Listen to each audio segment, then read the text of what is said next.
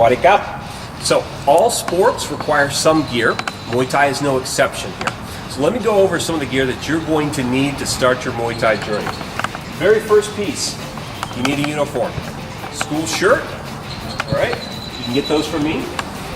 And the school shorts here. All right?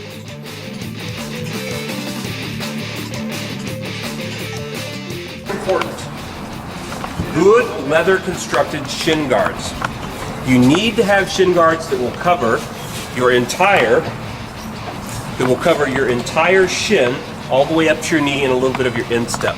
They do need to be thick and stout, right? And they need to be leather construction so that they will last. The cloth shin guards, these are not acceptable, but a lot of times I'll use these, I'll put them on underneath these because these will wash very easily. So I throw these in the wash, it keeps these clean and nice.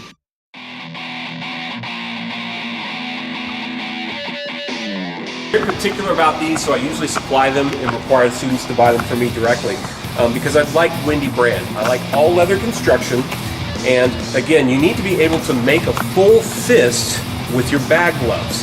You want to be able to feel these first two knuckles. If you can't feel these first two knuckles, that is a problem. If your bag gloves hold your wrist like this, that's a problem. They need to be straight. You need to feel these two knuckles. Leather is good. Leather will last a long time. It will hold up to the sweat. The other thing that's very important is you need to have slip-on with no Velcro. One of the things we use the bag gloves for is clinch work. When you do clinch work, if you have Velcro, it scratches up your partner's neck. So no Velcro on the bag gloves. Windy is the preferred brand.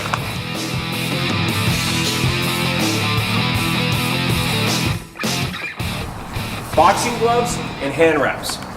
Boxing gloves are very important. I'm going to link in the video below a list of brands that I prefer and websites where you can purchase them. But you need to make sure you have 16-ounce boxing gloves. The 16 ounce is for your partner and for training. The right kind of boxing glove will be easy on, easy off, and it will allow you to make a fist. Please, no Everlast brand.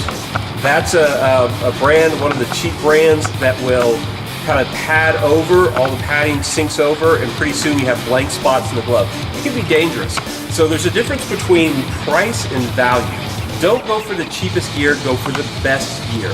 You want this stuff to last at least 5 years under heavy use. So make sure that you get a well-constructed glove, leather or a synthetic leather that will last, one that allows you to keep your fist straight and to feel your knuckles.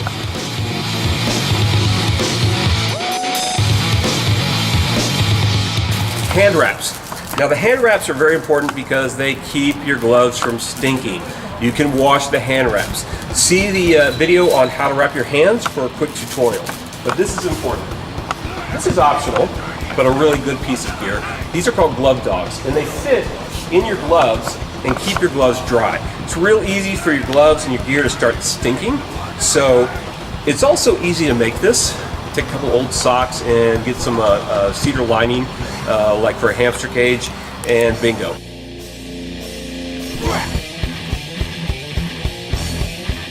Require groin protection at all time for the gentleman. I do not supply the groin protection, but one of my preferred brands for myself is the Spider Guard. I think this is from Shock Doctor. It has compression shorts that the cup fits into. This is adequate for training. All right, this is flexible, so it allows for very, very good comfort, very good movement. It's good enough for training. When you compete, you do need to have a steel cup. So this is a solid steel cup, and I can get those from Bangkok for you. You only need this if you compete. It's not exactly comfortable, but steel cups, if you're gonna.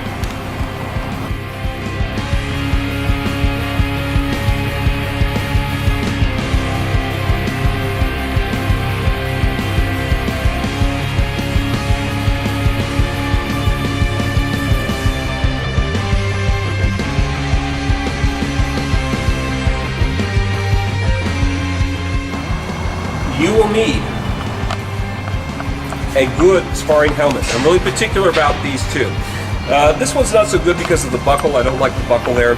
I do like it that it covers the whole frontal plate and the side of the head. Now it cuts off a little peripheral vision, but you're going to have to learn how to deal with it because it's a lot easier dealing with a little bit of your vision cut off than learning how to deal with brain damage. So those punches add up. You do need a sparring helmet.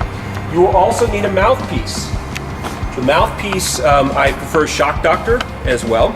You won't need that right away, but you will need that as soon as you start sparring. And that's the gear that you need to start with. Make sure that you get high quality gear that will last.